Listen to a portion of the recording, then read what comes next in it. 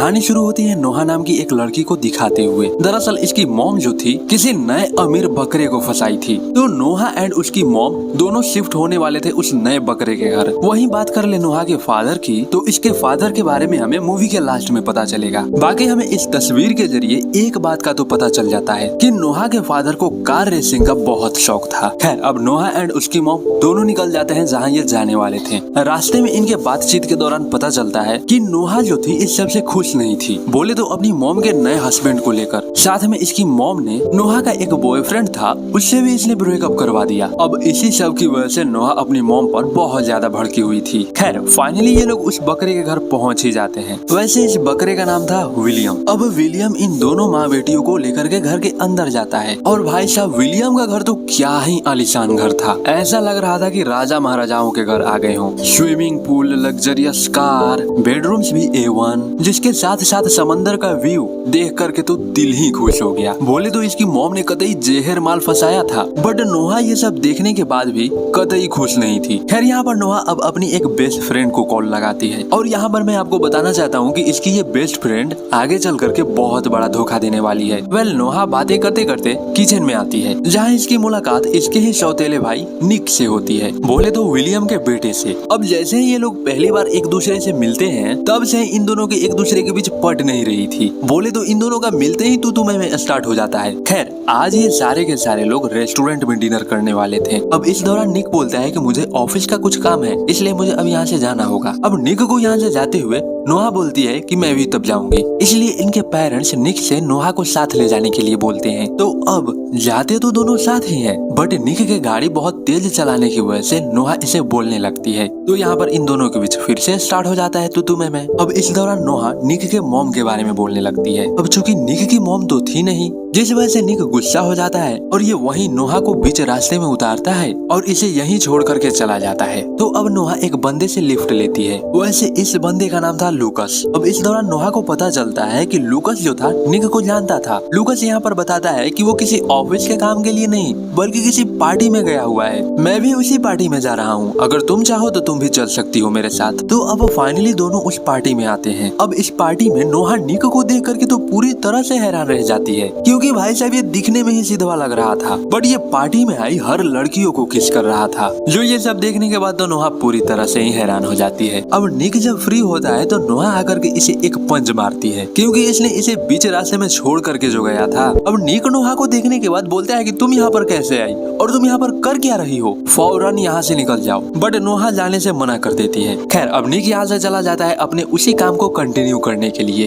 अब इसी दौरान हम देखते हैं कि एक बंदा नोहा को ड्रिंक ला करके देता है। नोहा को इस ड्रिंक का स्वाद कुछ ठीक नहीं लगता, तो नोहा इसे पीने से मना कर देती है, बट ये नोहा को जबरदस्ती पिलाने की कोशिश करने लगता है। तभी यहाँ पर निक आता है और इसे यहाँ से मार करके भगा देता है। तब ये नोहा से बोलता है कि ये बंदा लड़कियों के ड्रिंक में ड्रग्स मिला करके देता है। अब इस दौरान हम देखते हैं कि वो ड्रिंक नोहा को चढ़ चुकी थी। तो अब निक नोहा को छोड़ने के लिए घर जाता है। निक नोहा को इसके कमरे में सुला देता है और जब सुबह होती है तब नोहा को ऐसा लगता है कि निक ने कल रात इसके साथ कुछ किया था। तब ये निक से आकर के पूछती है कि क्या तुमने कल रात मेरे साथ कुछ किया था क्या? बट निक नोहा को कुछ देर परेशान करने के बाद बोलता है कि नहीं वे कुछ नहीं किया था। अब रात को हमें दिखाया जाता है कि निक जो था इसे कार रेसिंग करने का भी बहुत शौक था। तो अब निक और ये बंदा जिसका नाम था रोनी, ये दोनों आपस में रेस करने वाले थे। वैसे इस रेस में हम देखते हैं कि नोहा भी आई हुई थी, जो कि इधर निक की नजरें उसी पर टिकी हुई थी। खैर अब रेस स्टार्ट होता है। गाड़ी चलाने के दौरान भी निक की नजरें नोहा पर ही थी, जिसके बावजूद भी निक हारता नहीं, जीत जाता है।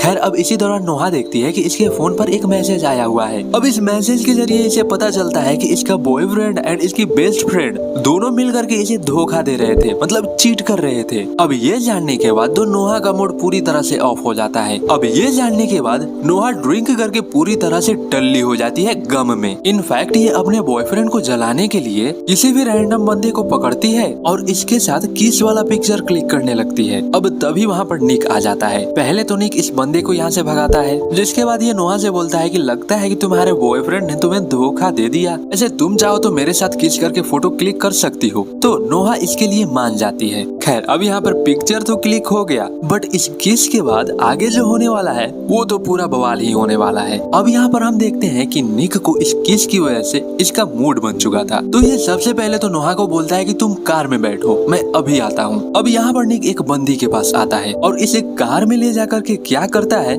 You better no. इधर नोहा वो फोटो अपने बॉयफ्रेंड को सेंड कर देती है। अब हम देखते हैं कि नोहा ड्राइविंग सीट पर आकर के बैठती है, तभी वहाँ पर रोनी आता है, वही बंदा जिसे निक ने अभी अभी हराया था। वैसे यहाँ पर हमें पता चलता है कि इस बंदे के साथ निक का एक और रेस था। अब चूंकि कार में निक तो था नहीं, तो ये बंदा नोहा को ही कार रेसिंग करने के लिए फोर्स करने लगता है। रोनी भोंपू बजा देता है कि कार रेसिंग स्टार्ट होने वाली है। निक को जब ये भोंपू सुनाई देती है तो ये शौक, तब ये कैसे भी गिरते पड़ते कार के पास आता है, लेकिन तब तक हम देखते हैं कि रेस स्टार्ट हो चुकी थी। और यहाँ पर मैं आपको एक बात बताना चाहता हूँ कि नोहा का फादर भी एक कार रेसर ही था, जिसने अपनी बेटी को भी कार रेसिंग करना सिखाया था। तो अब इसी वजह से हम देखते हैं कि नोहा जीत जाती है। तभी वहाँ पर निक आता है और इसे बोलने लगता है कि तुमने ये रेस करके बहुत बड़ी गलती कर दी। अब इसी दौरान वहाँ पर रोनी आता है, जो बोलता है कि चल अब अपनी गाड़ी की चाबी और पैसे निकाल, क्योंकि तूने रूल को तोड़ा है, रेस तुझे करनी थी ना कि इसे। तो अब निक को मजबूरी में पैसे और अपनी गाड़ी की चाबी इसे देनी पड़ती है। देन जब ये लोग यहाँ से जाने लगते हैं, तब रोनी बोलता है कि वैसे अपनी इस बहन की टक्की को घर ही छोड़ करके आया कर। अब ये सुनते ही निक इस पर टूट पड़ता है। खैर मौका मिलते ही दोनों यहाँ से निकल पड़ते हैं। अगले सुबह नोहा की मॉम बोलती है कि उठ जाओ, हमें एक मीटिंग में जाना है।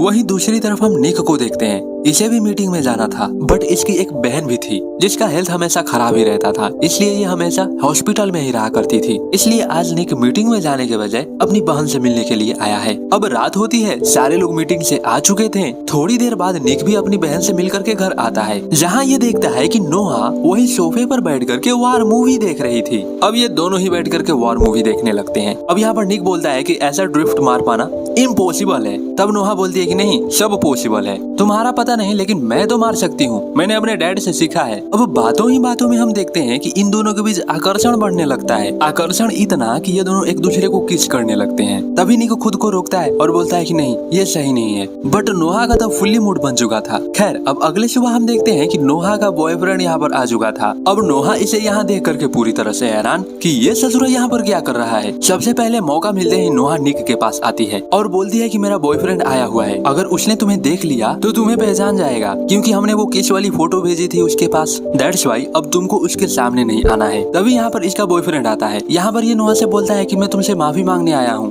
दरअसल वो एक मिसअंडरस्टैंडिंग थी। बट यहाँ पर नोहा बोलती है कि मैं कुछ नहीं सुनने वाली, तुम जल्द से जल्द यहाँ से निकल जाओ। बट ये बंदा बोलता है कि आज फ्लाइट नहीं है, इसलिए मैं कल चला जाऊंगा। इधर निक भी नोहा को परेशान करने में कोई कसर नहीं छोड़ रहा था। बोले तो जब भी इसका बॉयफ्रेंड कहीं बिजी होता तब इन दोनों का स्टार्ट हो जाता था। अब अगले सीन में निक बाहर गया हुआ था, जिस दौरान ये रोनी से मिलता है और अगले ही पल हम देखते हैं कि ये रोनी से पिट करके घर आ रहा है। वैसे नोहा भी वहीं पर लेटी हुई थी। नोहा निक की चोटें देख करके समझ जाती है कि ये किससे पिट करके आया है। तो अब नोहा निक की यहाँ पर मरहम पट्टी करने लगती है। मरहम पट्टी के दौरान दोनों के बीच आकर्षण बढ़ने लगता है। अब ये आकर्षण विकर्षण में तब बदल जाता है जब वहाँ पर नोहा का बॉयफ्रेंड आता है। अब यहाँ पर नोहा इससे बोलती है कि तुम मुझसे माफी मांगने के लिए आए थे ना, जाओ मैंने तुम्हें माफ किया, बट ये बात जो अभी अभी तूने देखा वो बात किसी को बताना मत। अब अगले सीन में हम देखते हैं कि निक को फाइटिंग का भी बहुत शौक था, इसलिए ये फाइटिंग करने के लिए आया था, बट इतना वॉयलेंस नोहा को पसंद नहीं था। दैट्स व्हाई नोहा यहाँ से जाने लगती है, जिसे रोकने के लिए इसके पीछे लुकस आता है। अब यहाँ पर लुकस देखता है कि आहा मौका तो बड़ा मस्त है, इसकी चुम्मी ले लिया जाए। अब इसी बीच वहाँ पर निक आ जाता है और लुकस को नोहा से दूर ही रहने के लिए बोलता है और इसे भला बुरा सुनाता भी है। अब ये देख करके नोहा निक पर गुस्सा करने लगती है और बोलती है कि आज के बाद तुम मेरे पास मत आना, ना ही मैं तुमसे बोलूंगी और ना ही तुम मुझसे। अब ये सुनकर के निक तो शॉक्ड ही रह जाता है और नोहा से ऐसा ना करने के लिए बोलता है। खैर अब ये घटना होते ही दोनों एक दूसरे से दूर रहने लगे थे, यहाँ तक कि इन दोनों को एक दूसरे से बोले हुए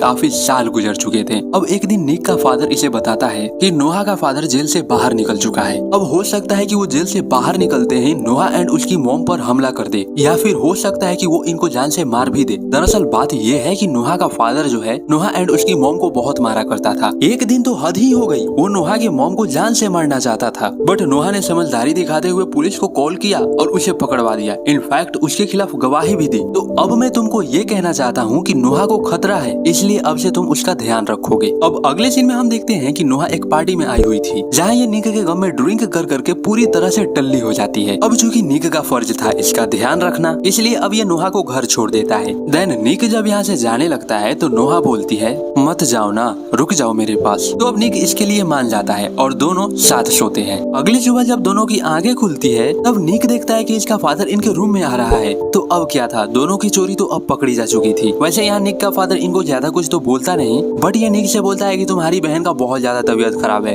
वो हॉस्पिटल में भर्ती है। अब ये सुनते हैं निक एंड नोहा दोनों हॉस्पिटल की तरफ आ जाते हैं। निक यहाँ पर अपनी बहन से मिलता है। मिलने के बाद जब दोनों यहाँ से निकलते हैं तब रास्ते में निक नोहा से बोलता है कि अब तो हम पकड़े जा चुके हैं, जबकि अब तक हमने कुछ किया भी नहीं। तो अब जब हम लोग बदनाम हो ही चुके हैं तो चलो क्यों ना बचा कुचा कसर भी पूरा कर लें। तो अब ये दोनों बीच के किनारे आते हैं और अब वो जो बचा कुचा कसर था उसको पूरा करने की यहाँ पर तैयारी होने लगती है। तुम समझ रहे हो ना मैं क्या कहना चाहता हूँ? यू नो, लकड़ी की काठी काठी पे घोड़ा। रात भर तो ये लोग ये करते ही हैं, सुबह होते ही फिर से इनका मूड बन जाता है। बट यहाँ पर एक प्रॉब्लम हो चुकी थी, निक के पास छतरी नहीं थी। तो अब छतरी लेने के लिए दोनों एक शॉप के पास आते हैं। इधर नोहा कार में ही बैठी हुई थी। तभी हम देखते हैं कि कोई है जो कार में घुस रहा है। देन निक जब कार की तरफ आता है तो ये देखता है कि नोहा कार में है ही नहीं। तो अब निक अपने पेरेंट्स एंड पुलिस वालों को इस बात का खबर देता है। वहीं दूसरी तरफ हमें पता चलता है कि नोहा को जिसने किडनैप किया था वो कोई और नहीं बल्कि नोहा का फादर ही था। तो अब ये बंदा अपनी बेटी से बोलता है कि तुम्हारी